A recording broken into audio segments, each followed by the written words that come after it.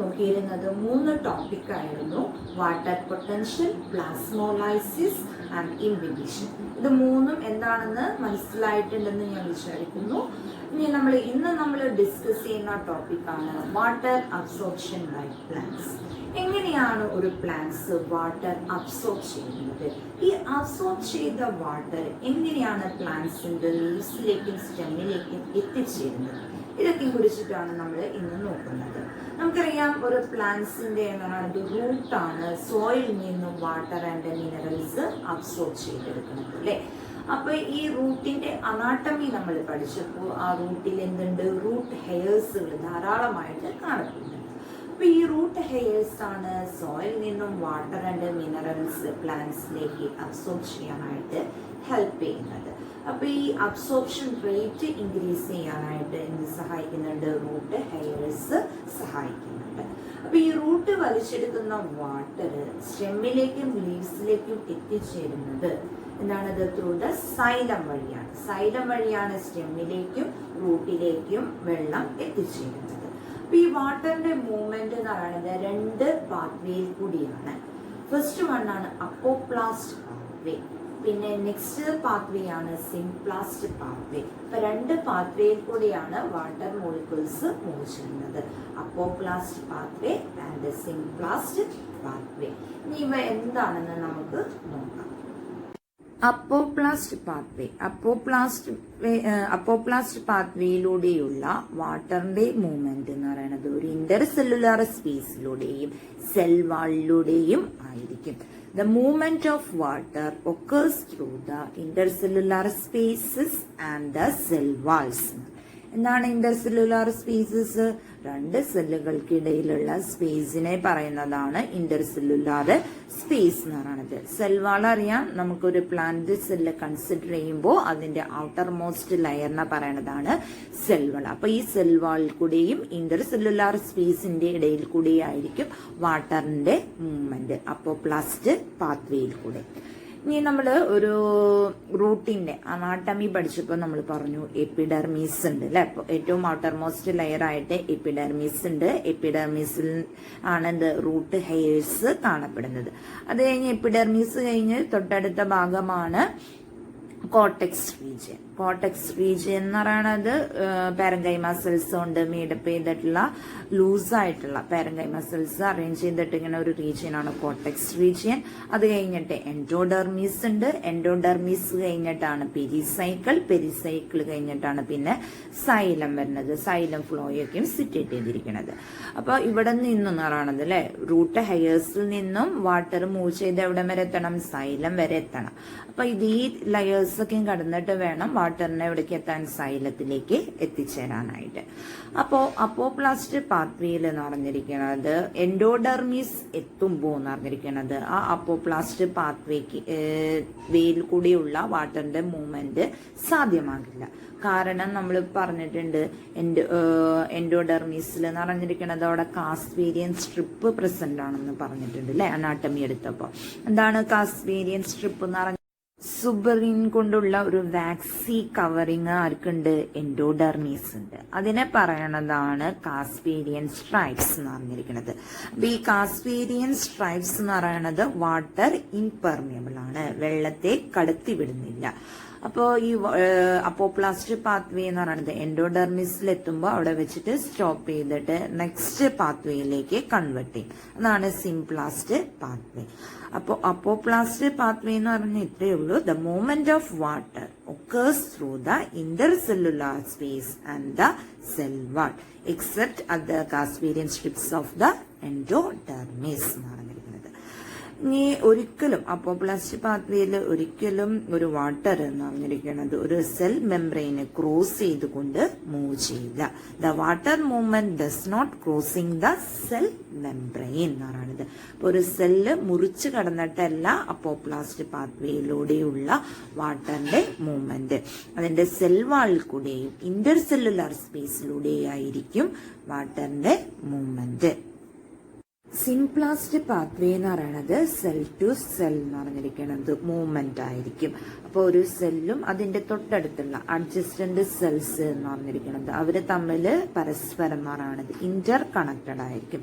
അപ്പോൾ ഒരു സെല്ലിലെ സൈറ്റോപ്ലാസും തൊട്ടടുത്തുള്ള സെല്ലിലെ സൈറ്റോപ്ലാസങ്ങൾ തമ്മിൽ എന്ന് പറയുന്നത് കണക്റ്റഡ് ആയിരിക്കും. ആ കണക്ട് ചെയ്യുന്നത് എന്ന് പറയുന്നത് ഒരു സൈറ്റോപ്ലാസ്മിക് സ്ട്രാൻഡ്. ആ സ്ട്രാൻഡിനെ പറയണതാണ് പ്ലാസ്മോഡെസ്മാറ്റ.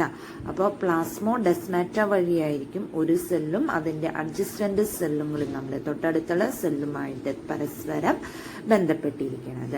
അപ്പൊ ഈ പ്ലാസ്മോഡെസ്മാറ്റ വഴിയുള്ള വാട്ടറിന്റെ മൂവ്മെന്റ് ആണ് ഇതിൽ നടക്കുന്നത്, സിംപ്ലാസ്റ്റ് പാത്വേയില് നടക്കുന്നത്. അപ്പൊ രണ്ട് ടൈപ്പ് പാത്വേകളാണ്, apoplast pathway, symplast pathway. Apoplast pathway എന്ന് പറയുന്നത് അതിന്റെ ഇന്റർസെൽ വാട്ടർ മൂവ് ചെയ്യുന്നത് ഇന്റർസെല്ലുലാർ സ്പേസിലൂടെയും സെൽ വാളിലൂടെ ആയിരിക്കും. എന്നാൽ സിംപ്ലാസ്റ്റ് പാത്വേയില് വാട്ടർ മൂവ് ചെയ്യുന്നത് സെൽ ടു സെൽ ആയിരിക്കും.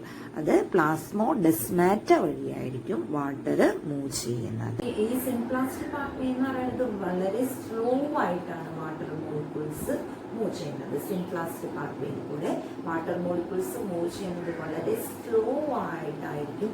പിന്നെ എന്ന് പറഞ്ഞിരിക്കുന്നത് അതിന് എനർജി ആവശ്യമായിട്ട് വരുന്നു. അപ്പോൾ most of the water molecules move ചെയ്യുന്നത് അപ്പോപ്ലാസ്റ്റ് പാത്വേയിൽ കൂടി ആയിരിക്കും. കാരണം എന്താണ്, ഈസി ആയിട്ട് അവർക്ക് മൂവ് ചെയ്യാനായിട്ട് സാധിക്കും. അത് കാരണം എന്താണ്, അത് സെല്ലിന്റെ പുറത്തു കൂടിയാണ് അല്ലെ, ഇന്റർസെല്ലുലാർ സ്പേസിലൂടെയൊക്കെ ആയിരിക്കും വാട്ടർ മോളിക്യൂൾസ് മൂവ് ചെയ്യുന്നത്. അപ്പോൾ most of the water movement occurs in the apoplastic pathway. Hairs absorption rate increase ചെയ്യാനായിട്ട് ഹെൽപ്പ് ചെയ്യുന്നത് നമ്മൾ ഓൾറെഡി പറഞ്ഞിരുന്നതാണ്. അതേപോലെ തന്നെ സർഫസ് ഏരിയ ഇൻക്രീസ് ചെയ്യാനായിട്ടും പിന്നെ അബ്സോർപ്ഷൻ റേറ്റ് ഇൻക്രീസ് ചെയ്യാനായിട്ട് പ്ലാന്റ്സിനെ ഹെൽപ്പ് ചെയ്യുന്നതാണ് മൈക്രോറൈസ. എന്താണ് മൈക്രോറൈസ? നമ്മൾ ഓൾറെഡി പഠിച്ചു കഴിഞ്ഞിട്ടുള്ളതാണ്. എന്താണ് മൈക്രോറൈസ എന്ന് വെച്ചിട്ടുണ്ടെങ്കിൽ ഒരു സിംബിയോട്ടിക് അസോസിയേഷൻ ആണ്. ഫംഗസും ഹയർ റൂട്ട് പ്ലാന്റ്സിന്റെ അല്ലെ, ഹയർ പ്ലാന്റ്സിന്റെ റൂട്ടും തമ്മിലുള്ള സിംബിയോട്ടിക് അസോസിയേഷൻ ആണ് മൈക്രോറൈസ എന്നാണ് അല്ലെ. അപ്പൊ സിംബിയോട്ടിക് അസോസിയേഷനിൽ രണ്ടുപേർക്കും ഒരേപോലെ ഗുണമാണ് ചെയ്യുന്നത്. ഫംഗസ് അറിയാം, സോയിൽ നിന്നും വാട്ടർ ആൻഡ് മിനറൽസ് അബ്സോർബ് ചെയ്യും, അതിനിടെ പ്ലാന്റ്സിന് കൊടുക്കും. പ്ലാന്റ്സിന്റെ റൂട്ട് എന്താണിരിക്കുന്നത്, ഈ ഫംഗസിന് ആവശ്യമായിട്ടുള്ള ഷുഗർ, നൈട്രജൻ കമ്പോണൻസ് പ്രൊവൈഡ് ചെയ്യും. അപ്പൊ ഈ മൈക്രോറൈസയും പിന്നെ റൂട്ട് ഹെയർസ് എന്ന് പറഞ്ഞിരിക്കുന്നത് സർഫസ് ഏരിയ ഇൻക്രീസ് ചെയ്യാനും അതേപോലെ തന്നെ അബ്സോർപ്ഷൻ റേറ്റ് ഇൻക്രീസ്, വാട്ടറിന്റെ അബ്സോർപ്ഷൻ റേറ്റ് ഇൻക്രീസ് ചെയ്യാനായിട്ട് പ്ലാന്റ്സിനെ ഹെൽപ്പ് ചെയ്യുന്നുണ്ട്. ഇനി നമ്മൾ നേരത്തെ പറഞ്ഞു രണ്ട് പാത്വേയില് അപ്പോപ്ലാസ്റ്റ് ആൻഡ് സിംപ്ലാസ്റ്റ് പാത്വേയിൽ കൂടെ വാട്ടർ എവിടെ എത്തി നിൽക്കാണ്, സൈലത്തിൽ വന്ന് എത്തി നിൽക്കാണ് അല്ലെ.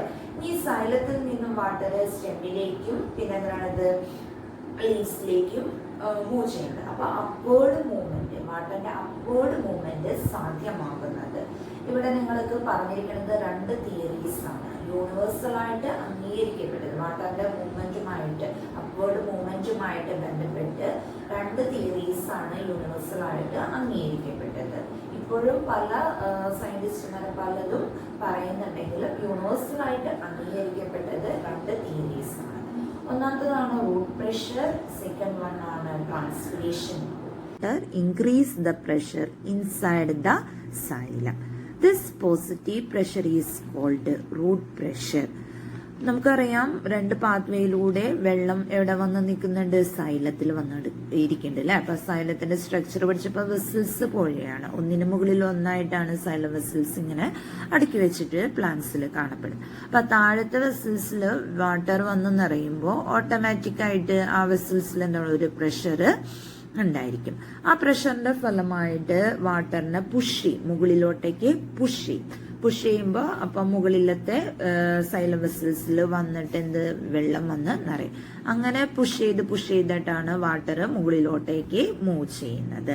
അപ്പോൾ ഒരു റൂട്ട് പ്രഷർ എന്ന് പറയുന്നത് ഒരു പോസിറ്റീവ് ആയിട്ടുള്ള ഒരു പ്രഷറാണ്. പക്ഷെ ഈ റൂട്ട് പ്രഷറിലൂടെയുള്ള വാട്ടറിന്റെ മൂവ്മെന്റ് സാധ്യമാകുന്നത് ഹൈറ്റ് കുറഞ്ഞിട്ടുള്ള പ്ലാന്റ്സിൽ മാത്രമാണ്. വലിയ വലിയ ട്രീസുകളിൽ എന്ന് പറയുന്നത് റൂട്ട് പ്രഷർ വഴി എന്ന് പറയുന്നത് വാട്ടർ മുകളിലോട്ടേക്ക് അപ്വേർഡ് മൂവ്മെന്റ് സാധ്യമാകുന്നില്ല. അപ്പൊ റൂട്ട് പ്രഷർ സാധ്യമാകുന്നത് ഹൈറ്റ് കുറഞ്ഞ പ്ലാന്റ്സിലൂടെ മാത്രമേ ആണ് റൂട്ട് പ്രഷറിലൂടെ വാട്ടർ മുകളിലോട്ടേക്ക് മൂവ് ചെയ്യുന്നുള്ളൂ.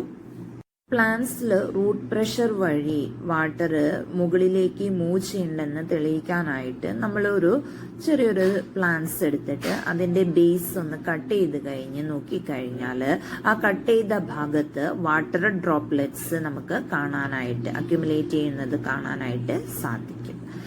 ഇനി റൂട്ട് പ്രഷറിന്റെ ഫലമായി ഉണ്ടാകുന്ന ഒരു പ്രോസസ്സാണ് ഗട്ടേഷൻ. ഗട്ടേഷൻ എന്ന് പറയുന്നത് ഏർലി മോർണിംഗിലും പിന്നെ നൈറ്റിലും നടക്കുന്ന ഒരു പ്രോസസ്സാണ് ഗട്ടേഷൻ എന്ന് പറയുന്നത്. അതായത് പ്ലാന്റ്സിൽ എക്സസ് വാട്ടർ റിമൂവ് ചെയ്യുന്നത് ഗട്ടേഷൻ വഴിയാണ്. അപ്പൊ അതിന്റെ നമ്മൾ ഏർലി മോർണിംഗിൽ ചെറിയ പ്ലാന്റ്സ്, അതായത് എസ്പെഷ്യലി ഗ്രാസസിലൊക്കെയാണ്, ഗ്രാസസ്, ഹെർബ്സ് അതേപോലുള്ള പ്ലാന്റ്സിൽ നോക്കിക്കഴിഞ്ഞാൽ ഏർലി മോർണിംഗിൽ നോക്കിക്കഴിഞ്ഞാൽ അതിന്റെ ലീഫിന്റെ ടിപ്പിലൊക്കെ എന്ന് പറയുന്നത് വാട്ടർ ഡ്രോപ്ലെറ്റ്സ് എന്ന് പറയുന്നത് കാണാനായിട്ട് സാധിക്കും. അപ്പൊ ഇത് എന്ന് പറയുന്നത് എക്സസ് ആയിട്ടുള്ള പ്ലാന്റ്സ്, എക്സസ് ആയിട്ടുള്ള വാട്ടർ ഗട്ടേഷൻ വഴി എന്ന് പറയുന്നത് പുറന്തള്ളപ്പെടുന്നതാണ്. അപ്പൊ ഗട്ടേഷൻ നടക്കുന്നത് സ്പെഷ്യലൈസ്ഡ് പോസ് വഴിയാണ്, ഹൈഡത്തോട് വഴിയാണ് ഗട്ടേഷൻ എന്ന പ്രോസസ്സ് പ്ലാന്റ്സിലൂടെ നടക്കുന്നത്. അത് ഏർലി മോർണിംഗിലും നൈറ്റിലായിരിക്കും അത് ഗട്ടേഷൻ എന്ന പ്രോസസ്സ് നടക്കുന്നത്.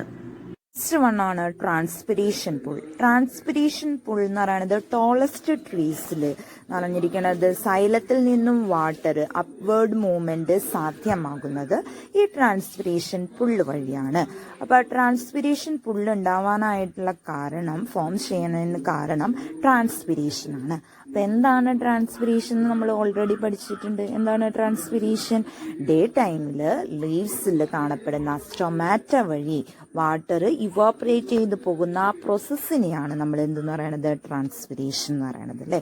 അപ്പൊ ആ ട്രാൻസ്പിരേഷൻ ആണ് ട്രാൻസ്പിരേഷൻ പുള്ള് ഉണ്ടാവാനായിട്ട് കാരണമാകുന്നത്. അപ്പൊ ഈ വാട്ടർ ഇങ്ങനെ ഇവോപ്പറേറ്റ് ചെയ്ത് പോകുമ്പോൾ അവിടെ വാട്ടറിന്റെ ഷോർട്ടേജ് ഉണ്ടാവും അല്ലെ. അപ്പൊ വാട്ടർ ഷോർട്ടേജ് നികത്താനായിട്ട് താഴത്തു നിന്നും വാട്ടറിനെ നിറഞ്ഞിരിക്കുന്നത് വലിച്ചെടുക്കുന്നു. അതാണ് ട്രാൻസ്പിരേഷൻ പുൾ തിയറിയിൽ പറയുന്നത്. ഇനി ട്രാൻസ്പിരേഷൻ പുള്ളിനെ നമ്മൾ വേറെ ഒരു പേരിലും കൂടി അറിയപ്പെടും, കൊഹിഷൻ ടെൻഷൻ ട്രാൻസ്പിരേഷൻ പുൾ എന്നും പറയും. എന്താണ് കൊഹിഷൻ ടെൻഷൻ പുൾ എന്ന് പറഞ്ഞിരിക്കുന്നത്? കൊഹിഷൻ വാട്ടർ മോളിക്യൂൾസ് തമ്മിലുള്ള ബന്ധവും പിന്നെ കൊഹിഷൻ ടെൻഷൻ എന്ന് പറഞ്ഞാൽ വാട്ടർ മോളിക്യൂൾസും സൈലം വെസൽസും തമ്മിലുള്ള ബന്ധമാണ് ഇതിൽ പറയുന്നത്. Cohesion tension pull off water transport എന്നും കൂടി ഈ ട്രാൻസ്പിരേഷൻ പുൾ എന്നും കൂടി അറിയപ്പെടുന്നുണ്ട്.